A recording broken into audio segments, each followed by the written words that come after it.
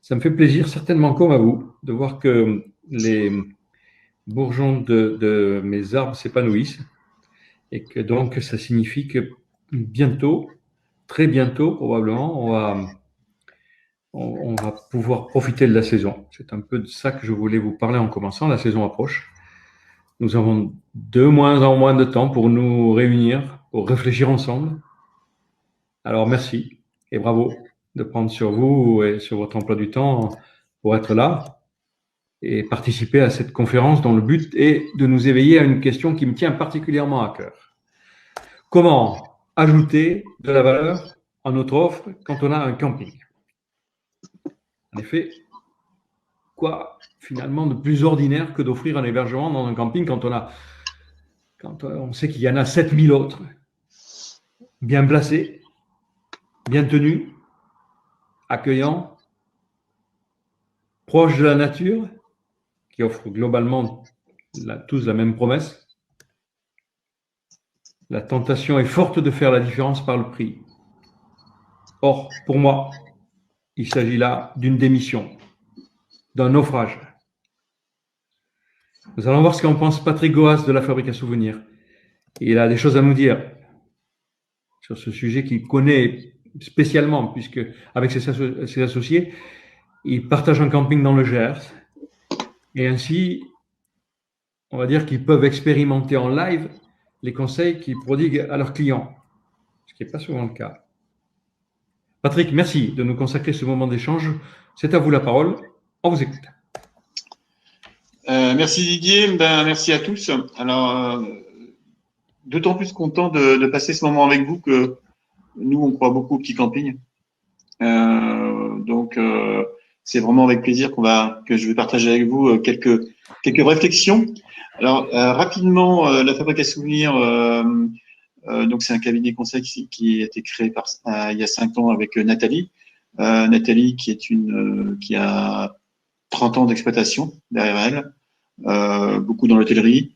Elle était à l'origine des roulettes de campagne, donc à l'origine de l'Insolite en France. Et depuis 5 ans, on a fondé ce cabinet. Donc, Nathalie connaît très très bien tout ce qui est l'exploitation et aussi le marketing, parce que les roulettes de campagne en fait étaient le premier produit marketing de l'hôtellerie plein air. Et moi, je viens de la communication, des ressources humaines, donc très sensible au client et ce qu'il attend. Voilà. Donc Nathalie, à la Fabrique à Souvenirs, défend l'exploitant et moi, je défends le client. Voilà. C'est un peu, donc il y a des grands débats. La question est très très bien posée parce qu'effectivement la guerre des prix elle est suicidaire et c'est un vrai enjeu. Donc maintenant il y a une règle d'or dans le commerce, il faut pas l'oublier, c'est qu'on vend de la différence. Aujourd'hui le camping est un produit que ça soit du 1 étoile ou du 5 étoiles, tout le monde voit un peu la même chose, pas même niveau de confort ou de prestation, mais c'est toujours peu ou prou une piscine. C'est peu ou prou des services, c'est des locatifs, c'est des emplacements nus. Donc tout le monde vend un peu la même chose en fait. Quand on prend un peu de hauteur, de la lune. Et effectivement, il faut arriver à se démarquer parce que pour créer de la différence. Ce qui est très curieux quand on regarde l'hôtellerie, qui depuis 10 ans commence vraiment à avoir une action de différenciation.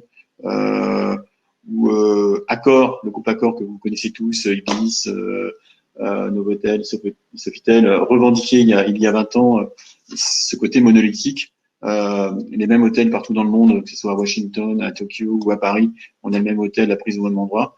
Aujourd'hui, l'hôtellerie est en train effectivement de devenir beaucoup plus thématisée. Donc pour créer cette différence. Et c'est pas que les grands hôtels. Hein.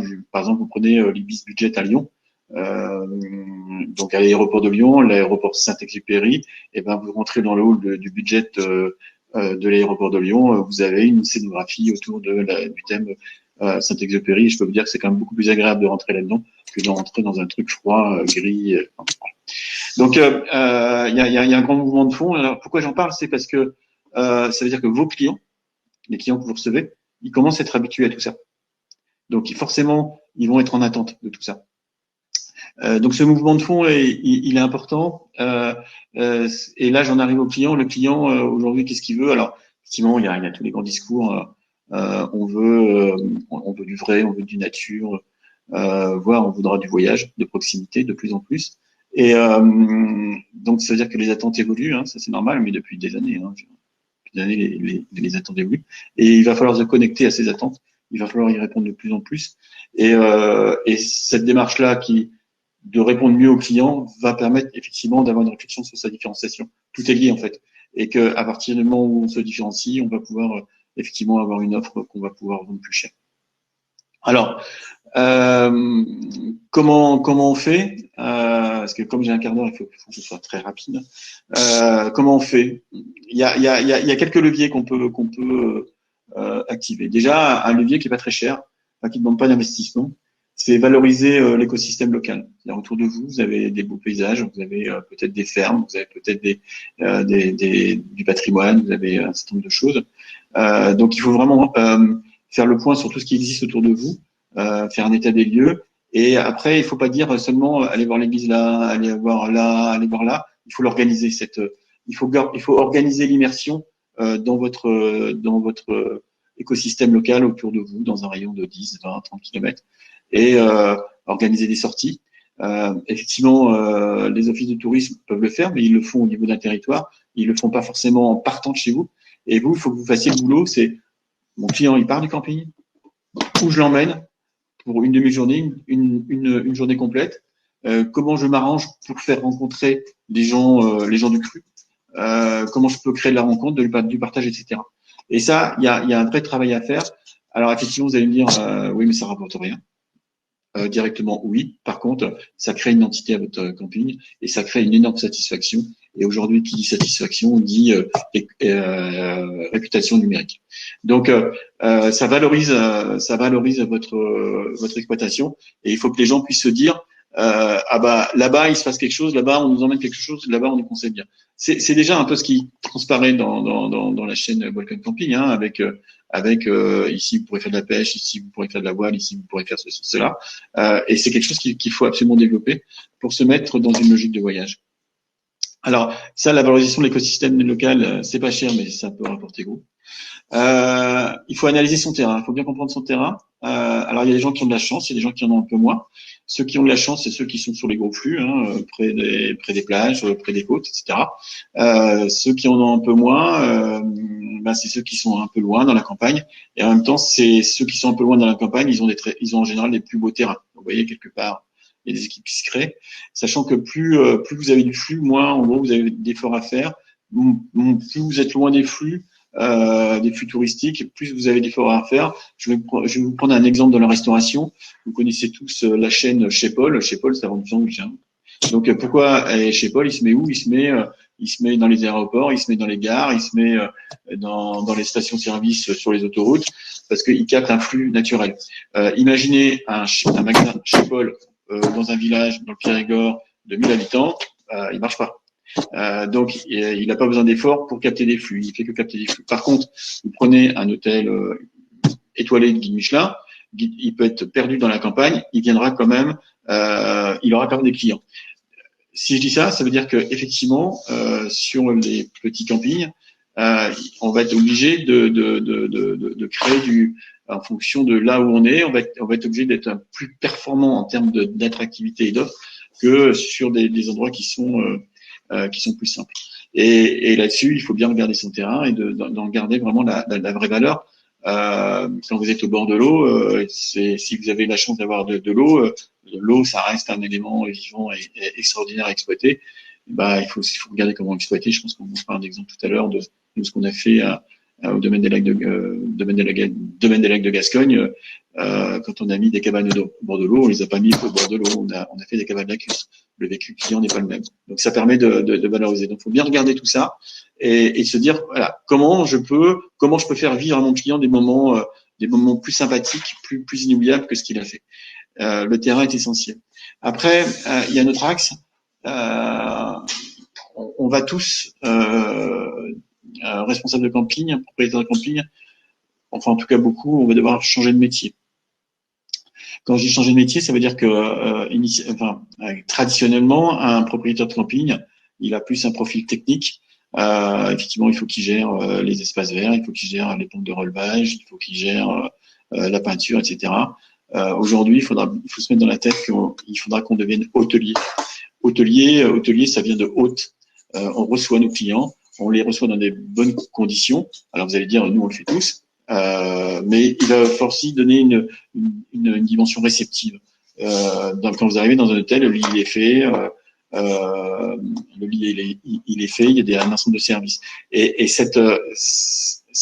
comment dire, ce développement des services et de l'accueil, d'un véritable accueil, va devenir de plus en plus importante. Vous savez, il y a un grand camping, je dirais pas où c'est, 5 étoiles, qui marche très très bien. Il me disait, mais il y a 10 ans, on engueulait nos clients. Ça, c'est fini, ça. C'est fini. Aujourd'hui, les 5 étoiles, ils marchent très bien, etc. Il y a une vraie évolution dans le métier à prendre. Le client, c'est celui qui vous fait vivre. Donc, il faut l'accueillir comme un ami. C'est super important. Et ça, ce changement de métier, se dire je deviens hôtelier plutôt que directeur de camping ou propriétaire de camping, c'est un vrai switch à faire dans sa tête. Ensuite, il y a une chose qu'on regarde avec la Covid, c'est la nécessité de monter en gamme. Si vous regardez aujourd'hui les statistiques de réservation, vous vous apercevez que les régions ne réservent quasiment que dans les campings 4 étoiles et 5 étoiles. Les réservations en dessous des 4 et 5 étoiles est très light. Pourquoi Parce qu'effectivement, les clients demandent de la réassurance par rapport au sanitaire et pensent que déjà dans 4 et 5 étoiles, c'est plus poussé. Et puis, ça participe de toute façon d'un mouvement de fond où il y aura de plus en plus une demande de montée en gamme. Sachant que les gens qui vont voyager à l'étranger, qui voyageaient à l'étranger, qui allaient prendre leurs vacances à l'étranger, ils ont été habitués à de l'opulence, ils sont habitués, parce que par exemple dans les pays du Maghreb, effectivement, vous avez 10 personnes à votre service, très facilement. Donc ils sont habitués à une certaine opulence, ils sont habitués à certains services, et donc ils veulent retrouver ça dans l'offre, parce qu'aujourd'hui ils pourront peut-être partir moins loin. Donc il y a une vraie tendance de fond sur la montée en puissance de la qualité de service dans les offres touristiques à prendre en compte. Donc ça veut dire que autant sur un petit camping monté en 5 étoiles est inutile parce qu'il y a plein de contraintes. Nous on pense que le 4 étoiles est le bon étage, bon objectif à atteindre si effectivement on veut pouvoir valoriser son offre. Alors tout ce que je vous ai dit là, valoriser l'écosystème, analyser son terrain, changer de métier, monter en gamme, on est quelque part dans quelque chose d'assez facile à faire. On est dans l'approche plus technique du métier, d'accord, plus qualitative. Après, ça c'est le socle, c'est le socle. C'est à partir de là, je dirais que c'est quand ça s'est atteint qu'on va pouvoir commencer à jouer et à faire du marketing. Parce que si vous avez votre terrain, si vous avez votre offre qui est pas bien organisée, etc., c'est pas la peine d'aller plus loin. Donc, le marketing, c'est le but ultime. C'est-à-dire que aujourd'hui, dans ce qu'on voit, on voit arriver des nouveaux arrivants dans l'HPA qui sont issus de grands groupes, qui ont une approche très market. Donc, c'est intéressant parce que ça va faire évoluer le secteur. Et marketer, c'est quoi? C'est donner du style. En fait, marketer, c'est se dire, quand je fais quelque chose, systématiquement, je pense à la photo que je vais faire. Pourquoi je pense à la photo que je vais faire? Parce que dans le tourisme, la photo fait vendre. On vend du produit à travers la photo, et la photo doit provoquer de l'émotion. Et ça, c'est la règle d'or. Donc, il est hyper important de donner un style. Alors, un exemple, je ne sais pas si Guillaume va pouvoir le passer à l'écran, mais quand on a fait nos fameuses cabanes lacustres au domaine des lacs de Gascogne, voilà. En fait, on a fait de la veille, et vous voyez ces cabanes qui sont des cabanes qui sont du marché, c'est des cases-bord. On aurait pu les mettre au bord de l'étang. Non, on les a mis, on s'est un petit peu embêté à faire une terrasse dans l'eau. Je peux vous dire que le vécu client, il est absolument pas le même. Alors là, on voit pas sur la photo, mais il y a des jacuzzis et l'intérieur, effectivement, on l'a décoré de façon très très ethnique Alors, on a trois cabanes et 3 décors différents, ce qui nous permet d'avoir 3 produits différents et donc d'être beaucoup plus présents sur les canaux de commercialisation. Mais on a complètement réfléchi le client et on a réfléchi comment on va lui faire vivre une expérience extraordinaire. Il faut savoir que on a sur ces cabanes un objectif qu'on va atteindre cette année de 15 000 euros de chiffre d'affaires par hébergement. Donc effectivement, le fait d'avoir mis des pilotis, les avoir mis sur le pilotis, ça nous a coûté 2-3 000 euros de plus par cabane et un peu de sueur froide. Mais aujourd'hui, ça va être largement rentabilisé parce qu'on les aurait pas mis, on les aurait mis au bord du lac, on aurait fait 8 000 peut-être de chiffre d'affaires. Rien que de les mettre en lacus, ça nous a mis 15 000. Ça va nous amener à 15 000. Donc vous voyez, la rentabilité se fait très vite. Et en plus, ces cabanes, en fait, elles éveillent la curiosité des journalistes. Et la semaine prochaine, on a France 3 qui vient faire un reportage chez nous, France 3 Occitanie. Pourquoi? Parce que en fait, la journaliste qui m'a appelé m'a dit, de toute façon, j'avais envie de les essayer pour moi, donc je vais faire un sujet sur vous. Voilà. Donc vous voyez, il y a une espèce de, ça crée une spirale hyper positive où vous faites plaisir à vos clients, vous faites du chiffre d'affaires, vous êtes différent, parce que ce produit-là, il existe que chez nous. Voilà, il n'existe pas ailleurs. Alors, il existe chez les insolites, il y a d'autres terrains qui ont des choses intéressantes, mais il ne se compare pas à un mobile home, il ne se compare pas à l'offre standardisée qu'on peut avoir dans l'HPA de façon classique. Voilà. Tout ça, donc le produit tête de Bredouille, c'est important, et puis donner un style, c'est ce qu'on voit dans l'hôtellerie aujourd'hui. Hein. Toutes les chaînes lifestyle créent un style pour en fait passer de la vente. Je vends un produit pour être sortir de la rationalité, vendre de l'irrationnel, sachant que l'irrationnel en fait n'a pas de prix. Et là, l'irrationnel, parce que le bon prix, c'est ce que le client est prêt à acheter. Pour ça, il faut pas qu'il puisse comparer à quelqu'un d'autre, donc il faut faire des choses différentes. Et après, il faut faut oser vendre cher. Celui qui fait celui qui vend excessivement bien l'irrationnel, c'est Apple. Quand vous voyez qu'ils vendent des smartphones à 1 000 euros, voire peut-être plus maintenant, 1 000 euros pièce, et qu'il y a des gens qui font la queue la nuit, le jour du lancement, pour pouvoir se l'acheter, c'est qu'on est complètement dans l'irrationnel. Et à partir du moment où on arrive à vendre de l'irrationnel, je peux vous dire que là, on commence à gagner de l'argent. En conclusion, comme je vous dis, le monde change, tout bouge, le tourisme bouge énormément. Si on va un peu plus loin, aujourd'hui, on voit bien que l'hôtellerie va se rapprocher du camping, le camping va se rapprocher de l'hôtellerie, des résidences, tout ça. J'ai envoyé les hôtels aujourd'hui. Vous voyez Mama Shelter à Bordeaux. Mama Shelter à Bordeaux, c'est pas qu'un hôtel, c'est un lieu de vie bordelais. Il y a un mouvement aujourd'hui où en fait on était dans des couloirs, il y avait l'hôtellerie, il y avait les loisirs, il y avait les campings, il y avait les restaurants, etc. On voit que toutes ces cloisons sont en train de tomber et elles vont tomber. Tout ça va se rejoindre. Pourquoi? Parce que le client, il a des envies et ses envies, c'est de pouvoir vivre des moments, c'est pouvoir vivre des belles histoires. Mais c'est en même temps faire en sorte que ses enfants soient bien là où ils sont, d'être sûr de passer des bonnes vacances. Donc après, peu importe, je suis en camping, en hôtel, etc. Et tout ça, je crois que le grand défi, en tout cas, de notre secteur d'activité, et je parle tourisme, je ne parle pas HPA, parce que l'HPA est une partie du tourisme. Je pense que le grand défi à venir, c'est véritablement penser client, réfléchir client et être en capacité de créer de l'émotion, de lui créer des bons moments, de lui créer des petits moments de plaisir dont il va se souvenir, qu'il va partager sur les réseaux sociaux et qui du coup vont donner une valeur irrationnelle à votre établissement. C'est ce qu'a très bien su faire le Club Med. Dans la répétition, tu avais parlé de réfléchir photo. Tu avais parlé, par exemple, de refaire la réception. Un peu ce réflexe et je crois pas que tu l'as trop évoqué là, de réfléchir avant de faire à la photo qu'on va faire après.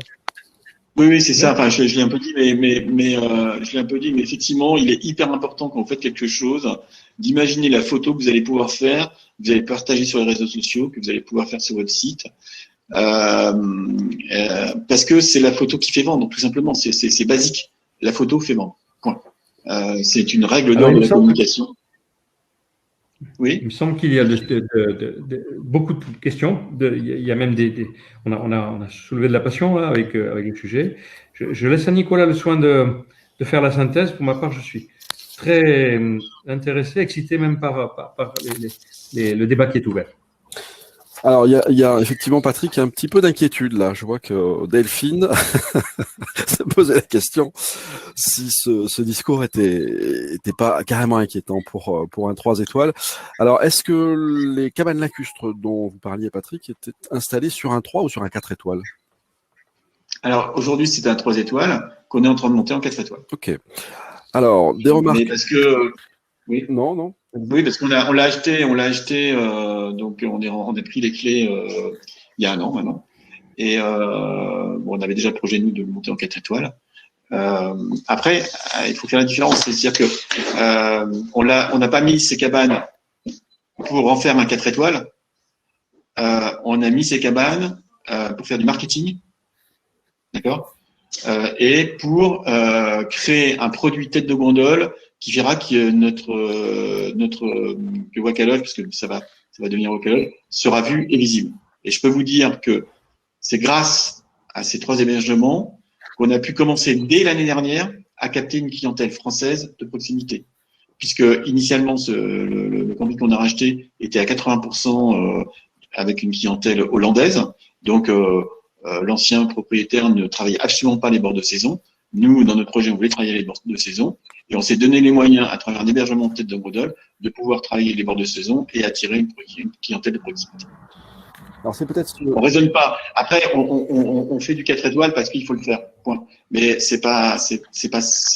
on dépasse cette logique. C'est peut-être ce discours marketing que nos amis ont du mal à comprendre, mais il est capital, il est important.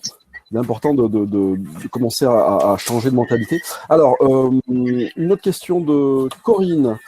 Elle se sent peu concernée justement par le 4 étoiles, étant en milieu rural. Et si je ne m'abuse, je vois François qui nous dit que la clientèle populaire n'aura pas les moyens d'aller dans ces établissements dont nous parlons, Patrick. Après, c'est un choix stratégique d'entreprise. C'est quelle clientèle je veux attirer. Parce qu'in fine, je le connais ce discours sur la clientèle populaire. Si on se sent bien avec cette clientèle-là, moi j'ai pas de souci. Maintenant, si on veut effectivement valoriser son offre pour in fine avoir une entreprise qui est performante économiquement, on est obligé d'aller chercher la clientèle qui a du pouvoir d'achat. Il y a pas, c'est mécanique. Mais après, c'est des choix. Pour moi, tous les choix sont respectables. Le débat, c'est comment valoriser son offre dans le monde de l'HPA, j'ai répondu à cette question. La question de savoir si la clientèle populaire va s'y retrouver, certes moins, c'est évident. Maintenant, prenons un peu de recul. Le tourisme social. Le tourisme social, avant, c'était notamment les collectivités qui achetaient des campings ou des résidences de tourisme, etc., et faisaient des trucs à pas cher pour pouvoir effectivement faire en sorte que un certain nombre des classes populaires puissent aller en vacances. Aujourd'hui, ça marche plus tout à fait comme ça. Vous voyez que VVF fait du marketing.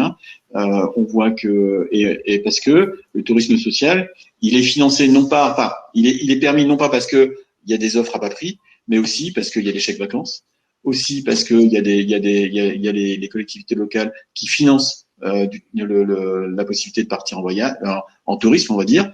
Donc c'est-à-dire qu'il y a une bascule. Il y a une bascule dans le financement, dans l'accessibilité au tourisme social qui se fait à travers des aides directes et non plus par rapport à des offres moins chères.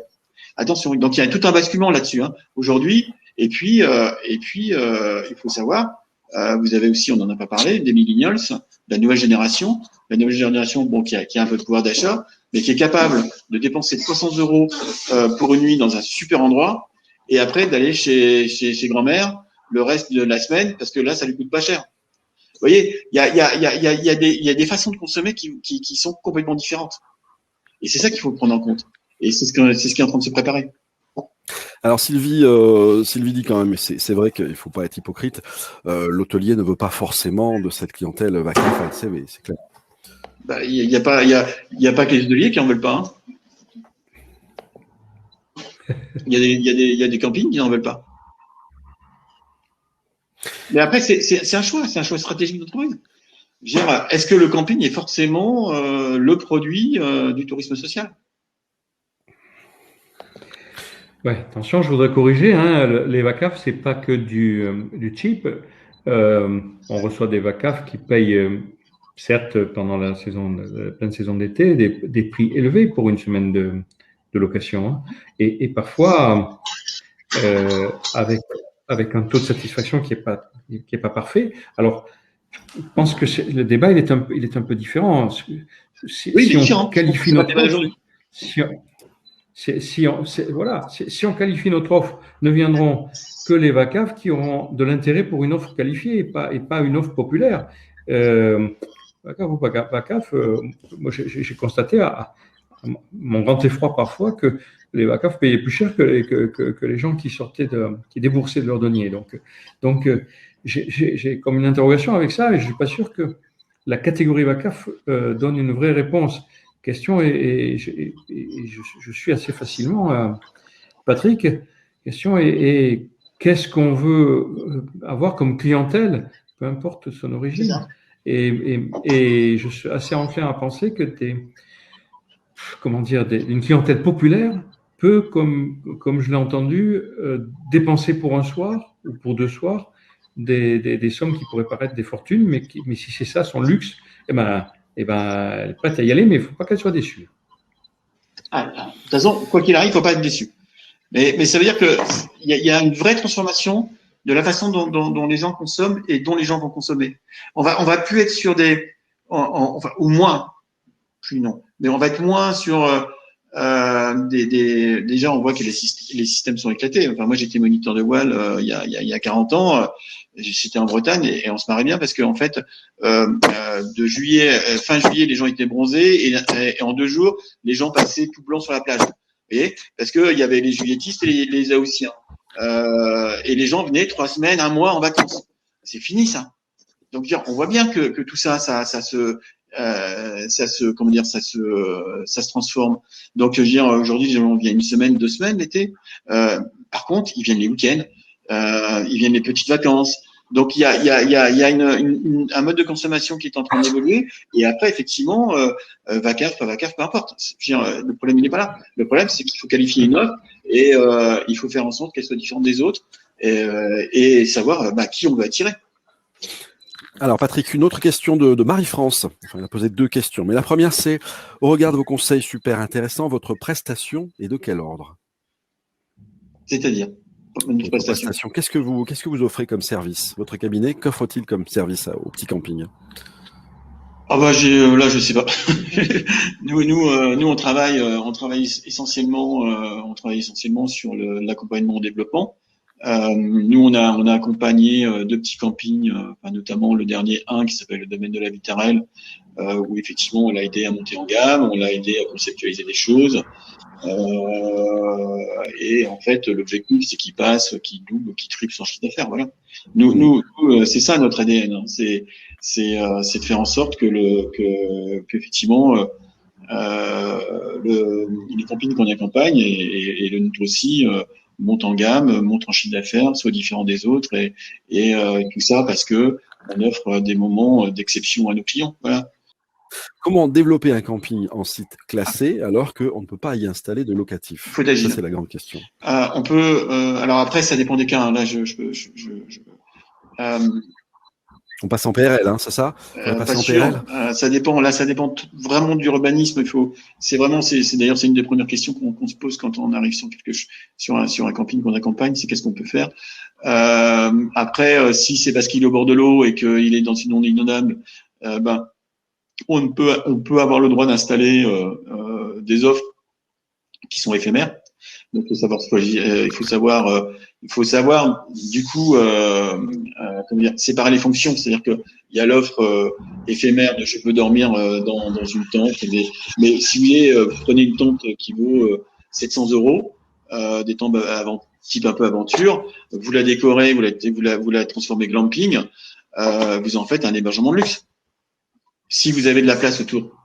Et que, à ce moment-là, s'il faut aller faire les toilettes dans une zone qui est constructible un peu plus loin à 300 mètres, c'est pas gênant. Vous voyez, ce qu'il faut, c'est effectivement, je prends mes contraintes et comment j'arrive à jouer avec mes contraintes pour quand même faire un produit qui tienne la route et qui derrière réponde aux besoins primaires parce qu'on a tous besoin de faire pipi, se laver, etc. Et nous, on a été par exemple en Thaïlande dans un super glamping. Dans la tente, c'était une tente basique. Ils avaient mis un gros lustre, pour créer une espèce de décor hyper sympa.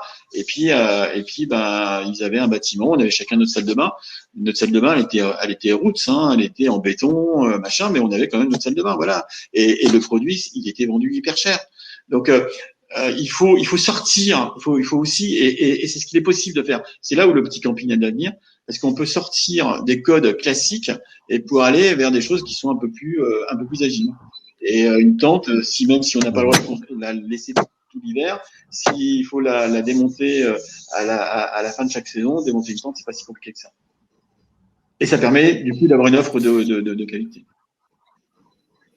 Alors, une remarque de Cyril, est-ce que les étoiles sont encore pertinentes, justement, pour les instruments? Est-ce que le système des étoiles est encore pertinent? C'est un vrai débat. On est passionné par ce débat. Alors, je crois il y a deux choses. Il y a les étoiles, si on regarde comment les gens réservent aujourd'hui, alors je parle depuis 2 mois là, effectivement, les campings où on réserve, c'est les campings 4 ou 5 étoiles. Donc, ils ont une pertinence de réassurance, d'accord? Les étrangers sont encore assez sensibles à ça. Maintenant, c'est pas parce que vous êtes 5 étoiles que vous allez vendre cher. C'est pas parce que vous êtes 4 étoiles que vous allez vendre cher. C'est pas ça. C'est-à-dire, c'est pas le nombre d'étoiles qui va caractériser une offre originale différente des autres. Le 4 étoiles est juste une réassurance pour le client. Donc, il faut faire la différence. Donc, la pertinence, oui, elle existe encore, mais c'est pas un levier de différenciation commerciale. Voilà. C'est ce qu'on appelle en communication la réassurance. C'est-à-dire, j'achète des Nike parce que Nike, je sais que c'est de la qualité. J'achète un Apple parce que je sais qu'Apple c'est de la qualité. Voilà. Par contre, je dépends. Voilà. Vous voyez, donc il y a l'assurance de quelque chose dont je suis sûr que le séjour il va se passer. Et puis après, il y a la mise en émotion qui n'a rien à voir avec les étoiles. Et ça passe par autre chose. Alors parlons argent, Patrick. Combien coûtent ces cabanes? Quel est le budget pour un accompagnement chez vous et combien coûte ce genre de produit de luxe? C'est pas un produit de luxe. Moins de 20 000 euros. C'est pas un produit de luxe. On a pris un hébergement du marché. Bon, on a titillé le constructeur pour lui, puisqu'on peut pas s'empêcher. La cabane, elle vaut 13 000 euros. C'est toute la valeur ajoutée qu'on y a ajoutée autour. C'est-à-dire qu'on l'a bien placé. On l'a mis sur pilotis. Alors, en plus, je veux dire, les pilotis, on les a fait pendant le Covid, donc vous imaginez. Le mec, il a fait le béton à la main. Merci. Donc, c'est parce qu'on les a bien placés, qu'on s'est imaginé quel vécu on allait faire aux clients. Parce qu'on aurait pu les mettre au bord du lac. On serait beaucoup moins embêtés. Par contre, on les aurait vendus 30-40% moins cher la nuit. 2500 €. Et il y a 2500 € de mobilier, parce qu'on a fait de la déco. Et ça, c'est du temps. Ça, c'est clair. Mais ce qui fait qu'au final, tout le monde dit, ah putain, vos cabanes, c'est génial. Donc, c'est pas très cher. C'est du temps. C'est clair. Il faut avoir un peu de goût. J'en conviens. Et puis, il faut surtout se mettre à la place du client et avoir envie Notre métier, c'est d'aimer les clients. Notre métier, c'est de rendre heureux les clients. Donc, à partir du moment où on a envie de rendre heureux nos clients, on se bouge un peu le crâne et on se dit, qu'est-ce que je peux faire en plus? Voilà. Et il faut sortir, en fait, vous savez, prenez je donne souvent cet exemple en conférence, les petites cabanes, les pods. Voilà, les pods. Les pods, c'est 5 mètres carrés habitables. Vous dormez sur un matin. D'accord? Vous mettez un pod dans un camping sur un hébergement classique. On a l'exemple à Saint-Raphaël. Donc Saint-Raphaël, c'est quand même une belle destination. Le camping, il vend ça 40 € la nuit. Le même pod en Picardie, c'est le domaine de Le Mignon.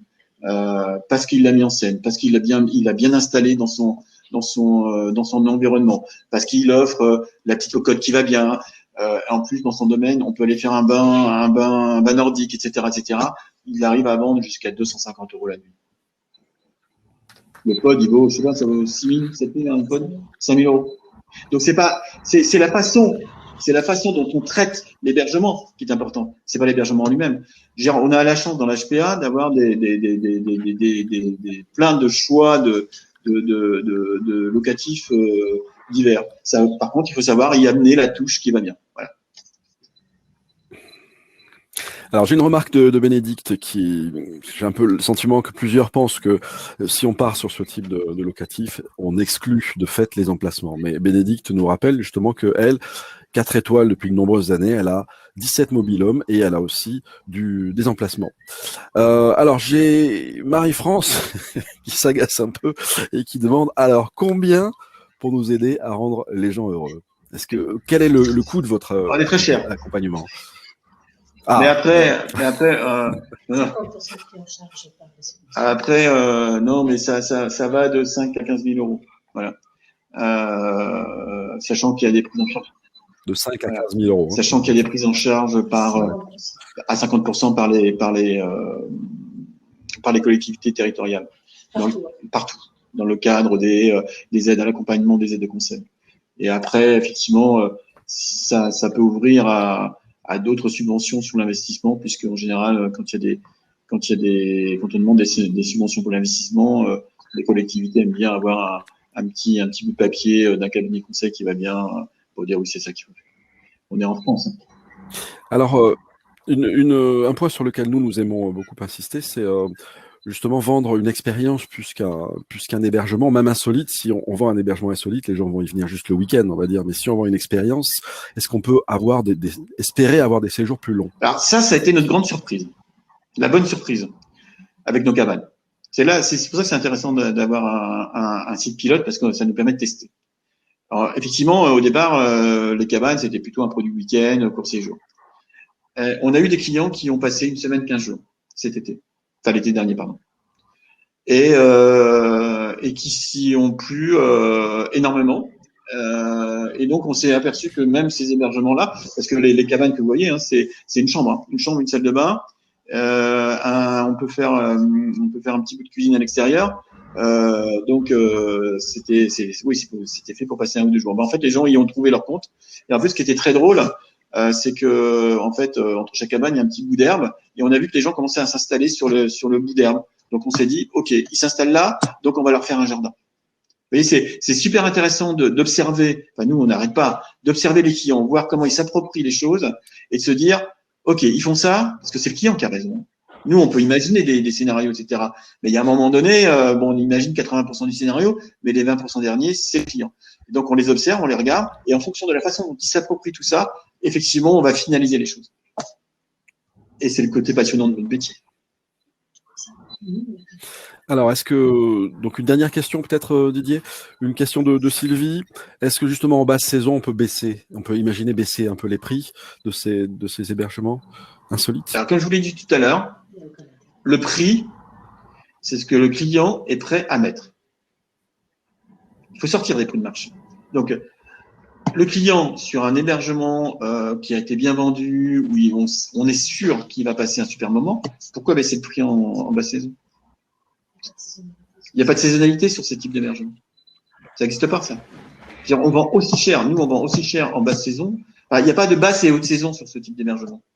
On vend des moments. Je voudrais bien qu'on finisse sur ce constat, sur cette affirmation à laquelle je crois profondément, puissamment. Et alors, vous savez aussi que je suis très attentif au respect de notre timing, la qualité de nos webinaires, c'est que ils ne consomment pas trop de temps de nos participants et en même temps, ils concentrent une expérience qu'on partage. Je trouve que c'était très intéressant, Patrick. On pourra y revenir hein, si ça tente nos auditeurs.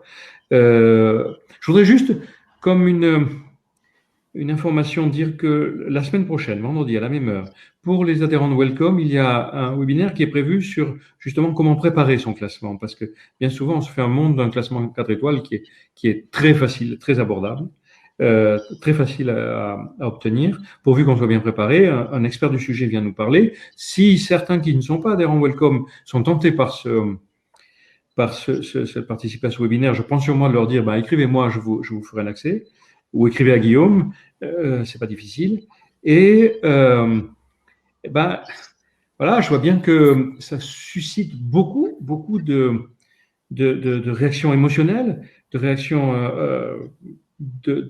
comment dire, passionnées de tous ceux qui sont là et qui, bien sûr, ça nous place au cœur de notre business. C'est vraiment, je veux le redire, c'était très intéressant, Patrick. On Merci. laisse les auditeurs échanger encore tant qu'ils le veulent. Guillaume, as-tu quelque chose à rajouter?